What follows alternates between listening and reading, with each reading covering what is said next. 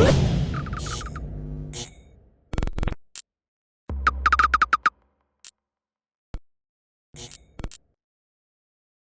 is Andi Purewal for Boxing Social in association with Betfred, and I'm delighted to be joined by Joshua Buatsi over Zoom. Josh, how you doing? How are things going?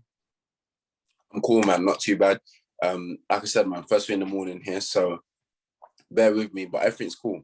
I've been out here for 3 weeks today, actually. Yeah, 3 weeks today. I've got another 6 left, so it's been a quick turnover from my last fight, but I'm happy to be here. Josh, how do you find training out in the States? Obviously, working with Virgil now. How are you finding things? Very different, but I'm getting more used to it. This is a quick turnover, so it feels like it wasn't too long ago that I was here. So I guess that's like a positive about coming out here quite quick. Understanding more of the codes that he talks in. Like if he says something, you know, there's like a trainer to a coach relationship. A coach to athlete relationship where there'll be codes and how they say certain things. So when he says that now, I think, I remember what that is, or I know what that is. So things are clicking a bit more, but there's still a long way to go. Josh, there's been some time past now since the Dos Santos fight. You was never really in any form of bother in that fight. Seemed relatively comfortable from the outside looking in. But reflecting on it, how much of the work and the time you've spent with Virgil do you think we was able to see in that fight? I actually don't even know how much. There were a few things that I did that I think the average eye watching won't pick it up, but there's a few things that I did that I was like, okay, cool. At least I was able to do 1 or 2 of those things. I'm not going to complain much about it. And the main thing in that fight though was just following the instructions, and that's what led to the knockout. The feints and, you know, showing I was going to go somewhere, but going somewhere else. And that's what really led to it. So I guess from that aspect of things, then it's like, okay, cool. I followed the instructions quite well. Josh, let's move on to the Ricards Bolotniks fight. Talk about first and foremost why Ricards Bolotniks out of all the names that I'm sure you had that you was considering. I didn't pick him. It was a name that was thrown at us. I can't say I sat there and thought, yeah, I want to box this guy now. But so that's who we were given to fight. I guess people are more familiar with him from the golden contract thing that he did. So yeah, like that's who I've got next, and I look forward to it, man. I don't think I'm gonna have to go looking for him. Might change his tactics, I don't know, but regardless, I have rounds to go with him, so I'll be in there. Something I was going to ask you, from what people have seen of Bolotniks, we know he's going to come forward, he's going to be aggressive, or at least that's what everybody would expect. Do you think that will bring out the best in you? Well, it depends, man. If he comes to fight, I may go out there and say, okay, I'm gonna box today, and then we'll box. Or I might say, nah, I'll meet in the middle actually, and then we might do that instead. So it'll be interesting to see, man. That's why I always say to people, I feel it's always good to be able to box and to fight. You got to be able to do both. If you can only do one style, I think you're in trouble. But we'll see. We'll see what he brings to the table. And we'll kind of handle that either way, you know, we'll handle it. Josh, as I'm sure you know, and as I'm sure you've wanted more than anyone, never mind the comments, people have wanted to see you step up and move towards kind of the world scene as quickly as possible on the back of your amateur pedigree and looking at what you can do in the pro ranks. When you consider Ricards Bolotniks, how much of a step up do you feel he's in comparison to your past opponents? Yeah, I think he seems to be a good step up because he's got good rankings. And that's really the only thing I can say to back him. Well, he won the golden contract thing. He beat some good fighters in that. So, and like I said, man, he's more familiar. People are more familiar with him than my previous opponents. So yeah, I guess this is a step up that people are like, oh, you know, I wonder how this is going to go. And that's cool for me. It's good that people are curious to see how this fight's going to work out. But again, like I said, I'll be out here working hard. So come August the 14th, like I'm sure it will go my way. Josh, a fight obviously taking place at Fight Camp as well. We all saw how spectacular and different it looked last year. So for you yourself getting the opportunity to box on the new and improved version, shall we say, with fans, what are you expecting from the experience? What, with the fans coming back? We at Fight Camp. Yeah, you know, like when it happened during the lockdown, I was watching it and I was thinking, how have they pulled this off? This is amazing. So now doing it where there's going to be fans, the only thing that I need to show up, bro, is the sun. Like the weather has to be, like, let it be hot at least or something, because me in the cold, bro.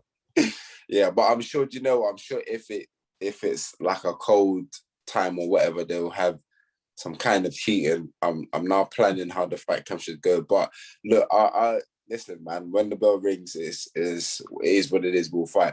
But now I'm looking forward to it. It was a great experience. It was amazing watching it.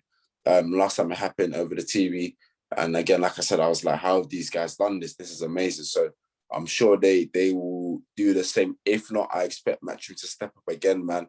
They put on quality. For me, they do things the best. So I wouldn't be surprised if they wowed us again, and we're like, wow, how have they done that? Josh, you're 14-0 now, 12 KOs to your name. When you reflect on your pro career and your pro journey so far, how would you assess it? Would you say you're at where you wanted to be, you slightly below, you slightly above? What are your thoughts on your career so far? I think with a few things that have happened, I shouldn't be negative about it. So I'm always optimistic about things. I could sit here and be like, no, I should have done this, that.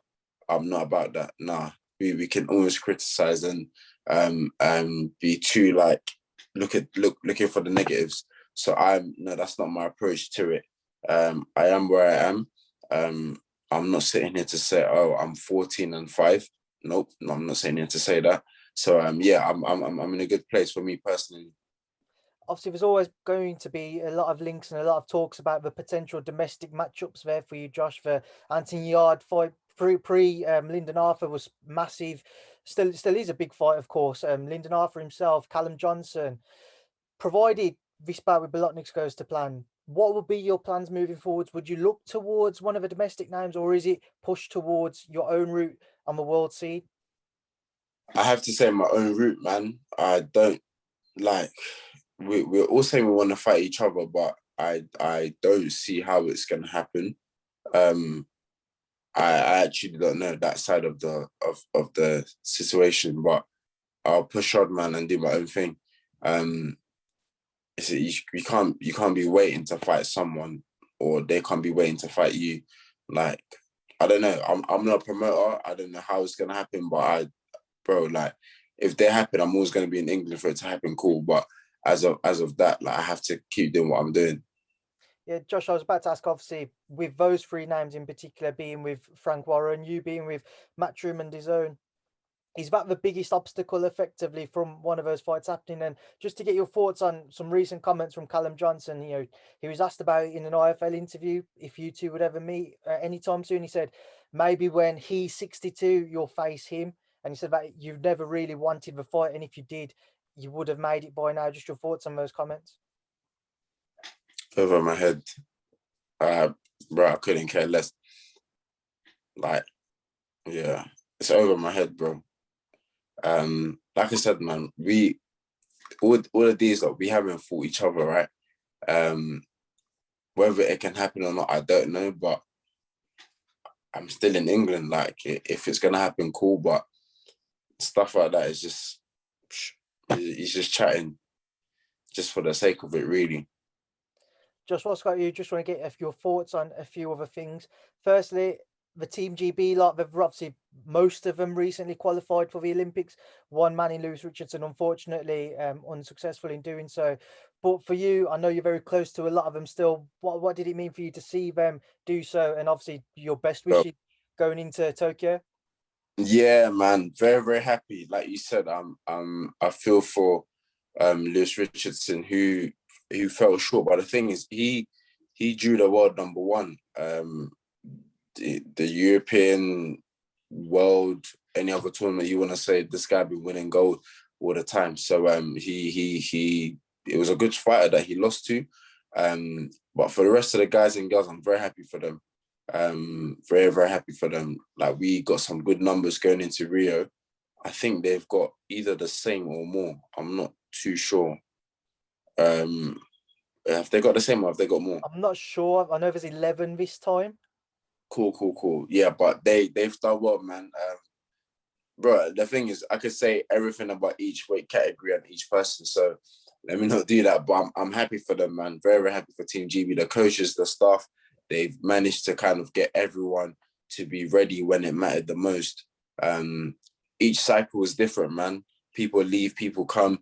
You have to get the right person, like put them in the right tournaments, get them ready over a period of 4 years to make sure that they do qualify. So the coaches and the staff, they've done well. And obviously the boxers, of course, they've done well themselves because they physically have to put in the work. So it's a whole team effort and a big congratulations to them. Josh, I know you could go for each one, but one man in particular who's waited what seems an eternity for this opportunity, Fraser Clark. How happy was you for him to finally get his crack when Tokyo comes around? Yeah, listen, man. It's been a life sentence for Fraser because Josh went one cycle, then Joe Joyce went another cycle. So he's really, really had to be patient, and has shown his dedication as well. Because regardless what we want to say, waiting that long is a very, very hard thing to do. So happy for Fraser, man. You're luring me in to tell you about the other guys' stories and that, but I'm gonna try and stay away. But they've all done well, and the women as well, man. There's some amazing stories within that as well. But yeah, everyone's done well. Josh, just a couple more from me. Firstly, you've got Mario Barrios, a campmate of yours. He's only a few days away now from the Gervonta Davis bout. Just talk to me about Mario, how his preparation's going, and what should everybody expect from his fight on Saturday? He's worked diligently hard, man. I've seen him. He started camp before I started my last camp, and when I came back, he was still in camp. So he's only just left yesterday, actually. So yeah, I've seen him work really, really hard. And he's ready, man. His last spar, I think, was on Monday, and he was sharp, taking his time, doing what he needs to do, but very, very sharp. He's worked very hard, and hard work pays off. Do you know what I mean? So on Saturday, we're all going to be watching it from the gym and tuning in and supporting him. But he's worked hard, man. Tank, of course, dangerous as ever, good fight and everything, but hard work's meeting opportunity. So I'm very optimistic about it. And final one, Josh, as you are obviously with 258, which is headed by AJ, one of your friends. Seems to be that the Usyk fight is most likely to be taking place next. As somebody who I'm sure you watched coming through the amateur ranks, and because of his pedigree, not just amateur, as a pro as well, just your thoughts on this, AJ-Usyk? It'll be a good fight. I think Usyk, again, dominated at cruiserweight. He's boxed twice or three times at heavyweight. It will be tricky, but I think, you know, the size, the experience, the occasion, everything. I think if there's anyone to win, it will be Josh. I'm not saying it's going to be a walk in the park, but I think who come out on top. And then just finally, Josh, just a message, obviously, to everyone back here in the UK, everybody who's awaiting your return, and everybody who's going to follow and support you come August 14th. Just stay tuned in, man. I'm out here working hard. We do whatever it takes to win, man. I always say this to people. I'm working hard as hard as I can. But again, there's a price to pay for the rewards. So August 14th, I'll be ready, and I'll do whatever it takes to get my hands raised at the end.